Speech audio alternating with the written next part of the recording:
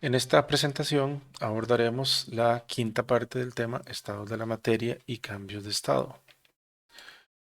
En este caso, empezaremos a hablar del estado líquido, específicamente de los líquidos.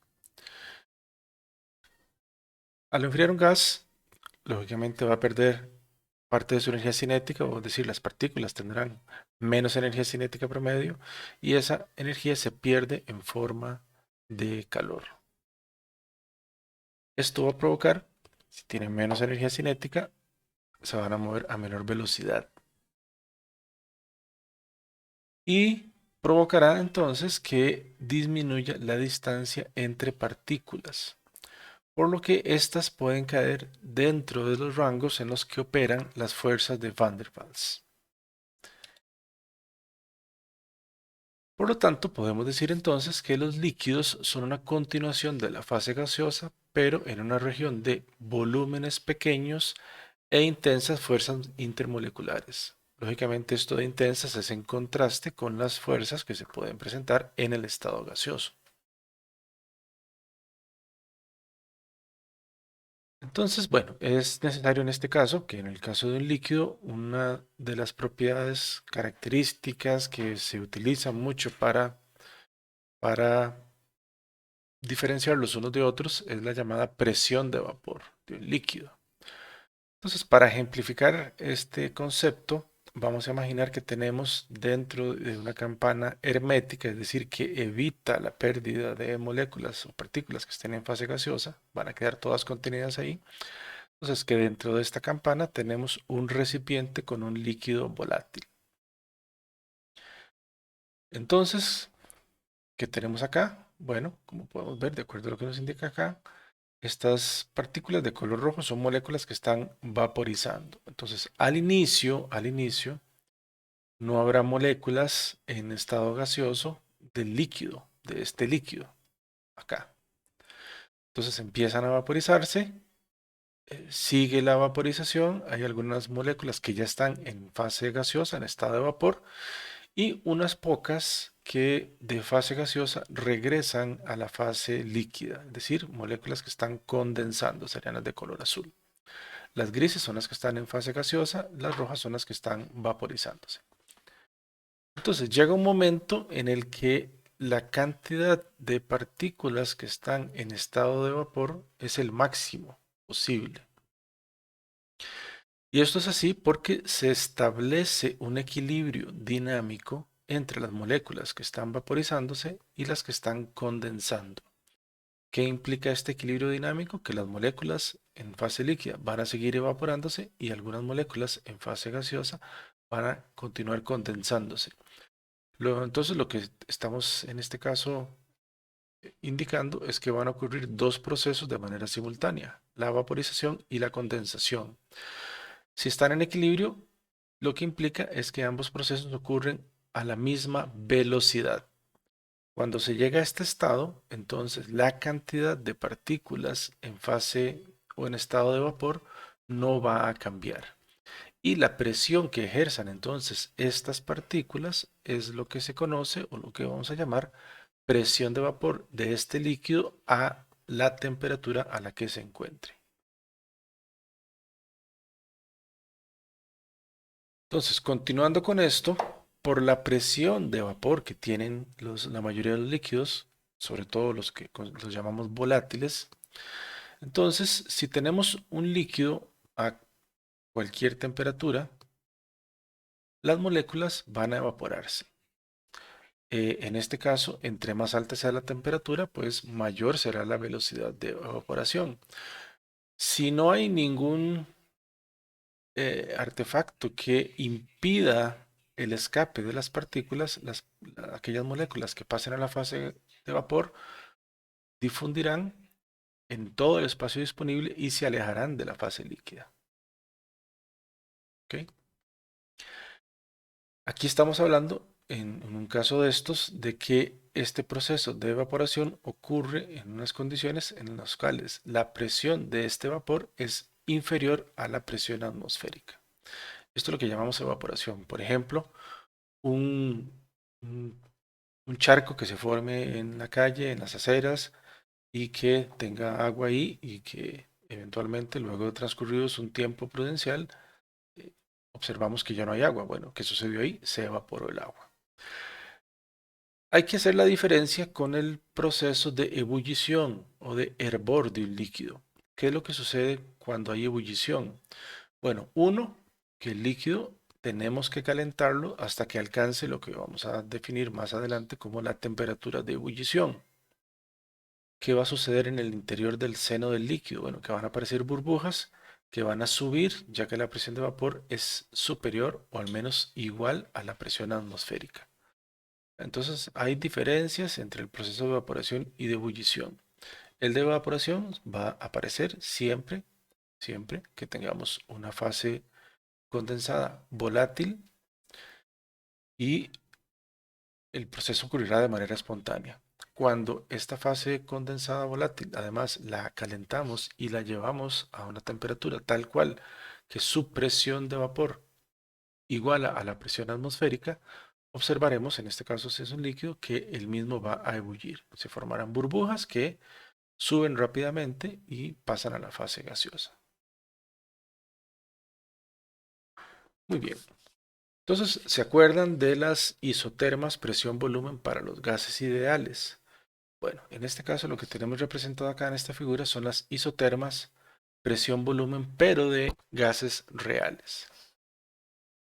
Y vemos que dependiendo de la temperatura, la forma de estas isotermas va a ser bastante diferente, incluso entre ellas mismas, ¿no? Ya no solo comparándolas con las del gas ideal, pero incluso entre ellas mismas.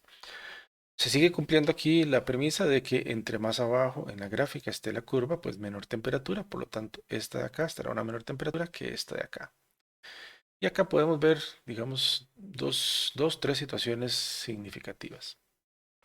Vamos a empezar con esta primera isoterma, que es la que está en este caso a una menor temperatura. Y vamos a suponer que nos encontramos en un estado representado por un punto, por ejemplo, acá donde tengo el cursor. De acuerdo a lo que nos indica el diagrama, en este punto tendríamos una fase gaseosa, un vapor. Entonces, imaginémonos que a este sistema empezamos a aumentarle la presión, hacemos presión sobre él. ¿Eso qué implica? Que nos vamos a mover a lo largo de esta curva hasta llegar al punto A.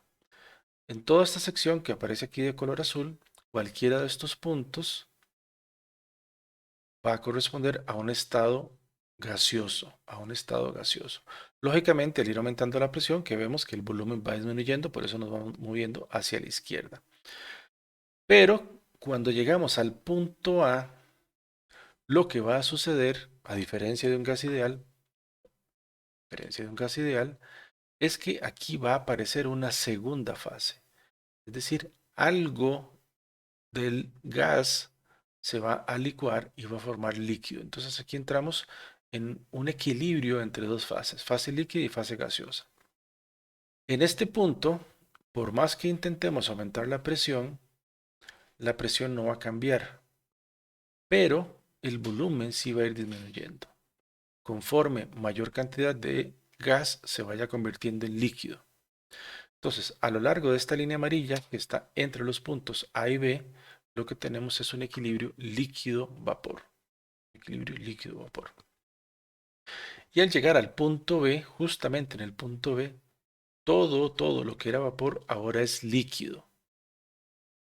Y si seguimos intentando comprimir este sistema, vemos que ahora lo que sucede es que la presión sube muy drásticamente con un muy pequeño cambio del volumen, lo cual tiene sentido dado que los líquidos son muy poco compresibles, por ejemplo, con respecto al gas. Y entonces aquí por eso vemos que en esta línea verde, después del punto B, en un cambio de volumen muy pequeño, hay un cambio drástico de la presión. Entonces, aquí claramente a diferencia de las isotermas para un gas ideal, tenemos, digamos, tres regiones. Una región de gas, una región de dos fases, líquido y vapor, y una región de solo líquido. Bueno, en la línea de color negro, pues es algo nada más similar, solamente que a una temperatura mayor.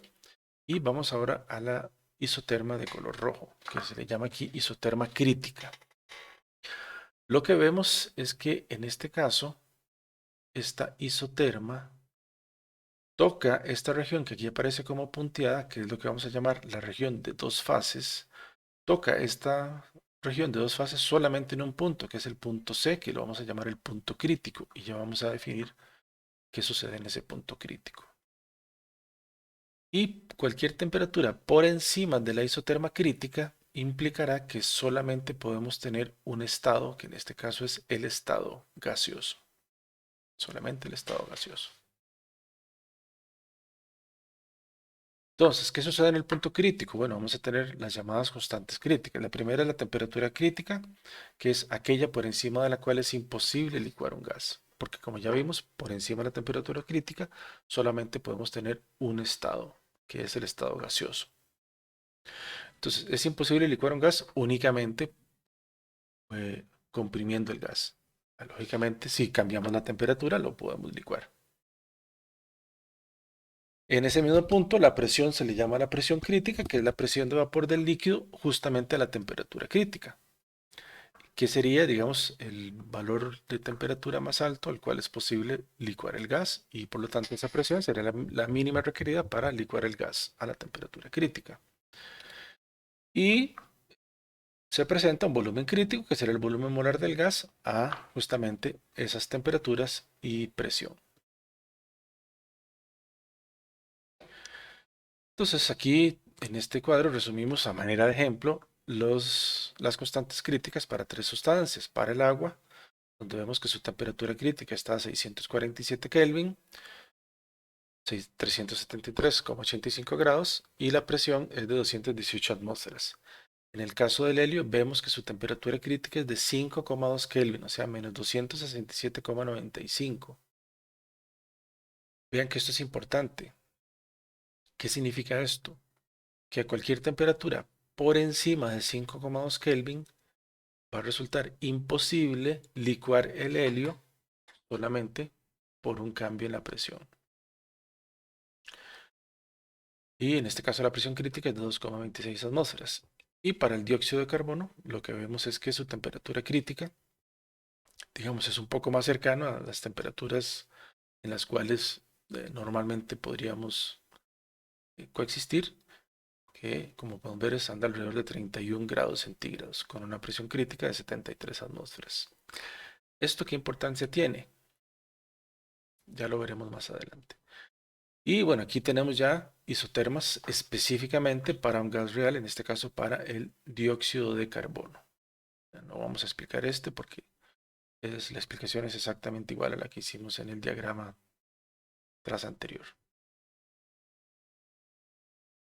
Así, ¿qué sucede justo en una situación muy particular? Cuando tenemos una sustancia que esté con valores superiores a la presión y a la temperatura crítica. Bueno, que ahí lo que vamos a obtener es lo que se conoce o se le llama como un fluido supercrítico. Este tipo de estado de la materia, llamémoslo así entre comillas, viene a ser como un híbrido entre un líquido y un gas. Es decir, presenta características del líquido, pero presenta también características del gas. Por ejemplo, puede difundir como un gas o efundir, si es a través de un orificio, y disolver sustancias como lo hace un líquido, es decir, comportarse como un disolvente. Y esto es la manera de aprovechar esta característica que ya lo veremos más adelante. Voy a poner ahora un video donde pueden visualizar este concepto que les acabo de explicar. This is a demonstration that we use for school children and others about explaining the sort of research I do. So there is a little cell here, and this is a television camera which goes on big picture up here. Now, the important thing is that this is not a video. So if you look, if I shake the table, the whole thing shakes. And what is actually in here in the picture, there is a liquid sealed into a cell with gas above it, the vapor, like it could be water. If we start heating this, What did you do just then? I just flicked this switch and switched on the heater, so the temperature you can see is going up. And as the temperature goes up, this begins to boil. So you can see it begins to boil, and as it boils, material goes from the liquid into the gas. And as it goes into the gas gets denser because it can't escape. It's a sealed cell, but the liquid, because it's being heated, expands. So this becomes less dense, that becomes denser, and eventually they become the same density, and the line in between it completely disappears. So you can see it's almost gone now. And what happens is that you then have a gas which has about half the density of the liquid, and this is a so-called supercritical fluid. And I first saw this demonstration, or one similar to this, about 20 years ago, and I was completely hooked. And I've been researching on this ever since. Now it's even more fun if you cool it down. So if I flick the switch, which starts it cooling, and the temperature starts dropping, it takes a bit of time because we've just been heating it. But, so you can see the temperature's beginning to go down. There, it's now going down quite well. And as you go up here, if you look, imagine now we have a gas. It's a bit cloudy because there's some glue dissolved in here, but ignore the cloudiness. And what we've got here is a gas. And as we cool it down, it will suddenly separate again into a liquid and a gas. And the bubbles of the gas will go upwards, and the droplets of liquid, because they're denser, will go down. So you can see it's just about to go now. It goes at 45 degrees. And you get a sort of storm.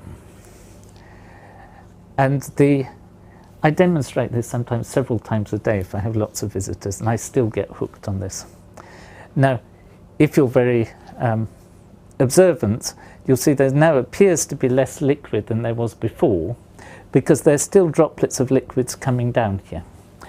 And so I keep this in my office really for two reasons. One is because there's nowhere else to put it. And the other reason is because I use it when I'm interviewing people. And so if somebody sees this and goes, wow, I know there's somebody who worked with me. If they look a bit bored and keep quiet, like you've done, then I would suggest they should go and work with somebody else. And, and as I said, we first did this experiment in the lab 20 years ago. I mean, it's a well-known effect, but it was the first time I'd seen it 20 years ago.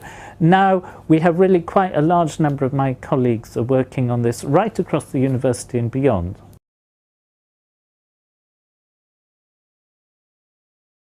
Well, the reason it's important is because carbon dioxide is totally non-poisonous.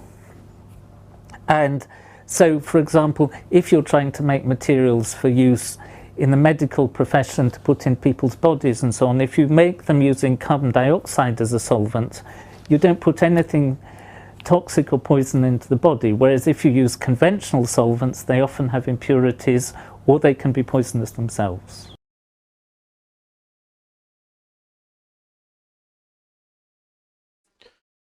Bueno, y acá lo que podemos ver es lo que se conoce como un diagrama de fases para una sola sustancia. Lo que nos interesa es que, bueno, en esta región de acá arriba tendríamos fase líquida, por acá está la fase sólida y por acá está la fase gaseosa. Y bueno, en este punto acá es el punto crítico. Aquí tenemos temperatura crítica y presión crítica. Entonces, todo lo que esté por arriba de la temperatura crítica y por arriba de la presión crítica es lo que vamos a llamar un fluido supercrítico. Es decir, cualquier punto en esta región corresponderá al estado de un fluido supercrítico. Entonces, como se mencionó hace un momento, estos fluidos supercríticos resultan ventajosos en procesos de extracción. Uno, porque facilita la disolución de los solutos.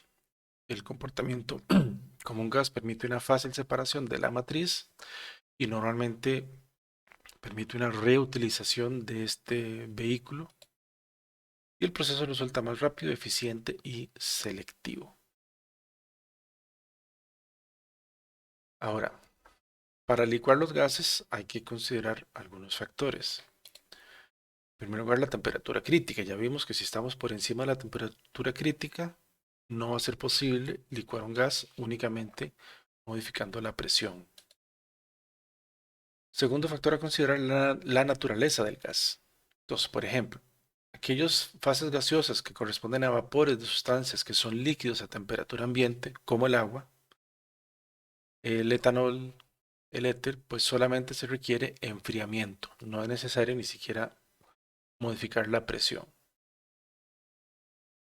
¿Verdad? Y esto es evidente todos los días, ¿verdad? Si nos bañamos, el vapor del agua que sale de la ducha, al encontrarse en una superficie fría como el espejo, se condensa, se licúa. Gases de sustancias que son líquidos a temperaturas más bajas, como el amoníaco. Bueno, aquí requeriríamos únicamente la compresión o puede combinarse compresión con enfriamiento. Y luego tenemos los llamados gases permanentes como el oxígeno, el nitrógeno y el hidrógeno, entre otros, que en principio se les llamó así porque Faraday, en los experimentos que realizó durante alrededor del año 1845, consiguió licuar varios gases, pero no pudo con ninguno de estos, con el hidrógeno, con el oxígeno, con el nitrógeno, monóxido de carbono, el óxido de nitrógeno y el metano. Y como no lo logró bajo ninguna circunstancia, pues una de las conclusiones a las que llegó en ese momento parecía muy adecuado, pero luego evidentemente se demostró que estaba equivocado, y era que pensó que eran gases independientemente de las condiciones en las que se encontraran. Por eso se les llamaron gases permanentes. Pero realmente la razón es que las temperaturas críticas de estos gases son muy bajas, como ya lo vimos en el caso del helio. Y esos experimentos Faraday no logró alcanzarlos, por lo tanto estaba trabajando siempre por arriba de la temperatura crítica y únicamente con la presión pues no iba a ser posible licuarlos. Todo esto pues entonces nos va a resultar de suma importancia tenerlo muy presente para comprender desde el punto de vista físico-químico cómo es que funcionan algunas de las llamadas formas farmacéuticas. Y específicamente aquí vamos a hablar muy rápidamente de los aerosoles farmacéuticos. El cómo fabricarlos, etcétera, etcétera, ya es un tema más del curso de tecnología farmacéutica. Aquí simplemente nos interesa el concepto físico-químico involucrado, que claramente tiene que ver con mucho de lo que hemos conversado hasta ahora. Entonces, estos aerosoles farmacéuticos van a estar compuestos por el principio activo, en el caso de que sea un aerosol para un medicamento, y el propelente, o si no, simplemente la mezcla que nos interesa del propelente, por ejemplo, en el caso de aerosoles de uso cosmético. Vamos a suponer entonces que contiene un principio activo, el cual va a estar disuelto o suspendido en el propelente, y este propelente es el que va a actuar como vehículo. Y tenemos, o podemos separarlos en dos grandes tipos, los que tienen gas licuado o los que tienen gas comprimido. Y ya veremos las características específicas de cada uno de estos dos tipos de aerosoles. En el caso de los de gas licuado, como ya lo hemos mencionado, un gas licuado puede mantenerse en cámaras cerradas a alta presión con la única condición de que la temperatura a la que se encuentra sea inferior a su temperatura crítica, si no, no habría manera de licuarlo. En este caso, cuando se reduce la presión dentro del recipiente, las moléculas se expanden, el líquido se convierte en gas y empuja todo lo que hay dentro por el canal de salida. Algunos de los propelentes más utilizados son hidrocarburos saturados como el butano y los hidrocarburos halogenados como el clorofluorocarbono, que en la mayoría de los países, estos de acá abajo, ya están prohibidos. Y acá lo que tenemos es un esquema de cómo funciona este tipo de aerosol, donde el recipiente es una parte importantísima. Bueno, aquí nos menciona algunos de los componentes, el envase, que normalmente es un contenedor de algún metal, hojalata, aluminio, hojalata o vidrio. El concentrado, que es el vehículo más los aditivos, más los activos. El propelente, que acá lo que tenemos es que el propelente es parte del vehículo. ¿verdad? Es un gas licuado. Lógicamente, al estar aquí presente, alguna porción del gas, dada su elevada presión de vapor, va a encontrarse en fase gaseosa. ¿Ya? Y como vimos, la presión de esta fase gaseosa, al ser una presión de vapor, depende solamente de la temperatura. Es decir, mientras haya fase líquida, la presión de vapor acá va a ser constante. Y esto es muy importante, ¿verdad? Esto es lo que le da es una de las ventajas de los aerosoles de gas licuado, que la presión acá adentro es constante. Tenemos una válvula, que es lo que está acá, que es lo que mantiene la presión, y el activador, que es el que cuando se presiona, por decirlo así, eh, abre la válvula y permite la descarga del producto. Entonces, perdón, al abrir la válvula, la presión que ejerce este vapor está empujando al líquido desde la parte inferior hacia al canal de salida. Entonces, al activar esto, se abre la válvula y permite que este líquido salga formando una dispersión de gotitas líquidas que al expandirse forman un gas, un vapor. Y ahí es donde entonces irá todo lo que esté disuelto en esta parte. Entonces, como dijo, una de las ventajas de esto es que la presión dentro del sistema es constante siempre que haya líquido presente. El otro tipo son los de gas comprimido, donde los gases que se comprimen más usualmente son el dióxido de carbono, el óxido nitroso o el nitrógeno. Las ventajas de estos es que son más baratos, no causan problemas ambientales y tienen muy baja toxicidad. Requieren además cosolventes no volátiles y en este caso la dispersión de los principios activos podría ser poco eficaz. Y hay pérdida de presión durante el uso porque lo que se está usando es gas comprimido, ¿verdad? Entonces esa cantidad de gas con cada activación de la válvula, pues entonces se va a perder algo del gas y va a disminuir la cantidad de gas dentro del recipiente y por eso es que hay pérdida de presión. Y el esquema pues sería algo así. Aquí tenemos, utilizando algún disolvente no volátil, es donde se incorporan todos los componentes de la fórmula y aquí simplemente se incluye un gas a presión que no se disuelve en el líquido y que no se licúa. Entonces por eso cada vez que se activa el pulsador, se abre la válvula y el gas empuja este líquido. Pero también con ese empuje se incrementa el volumen que ocupa el gas y por eso va a ir disminuyendo la presión con cada pulsación que se le haga a la válvula.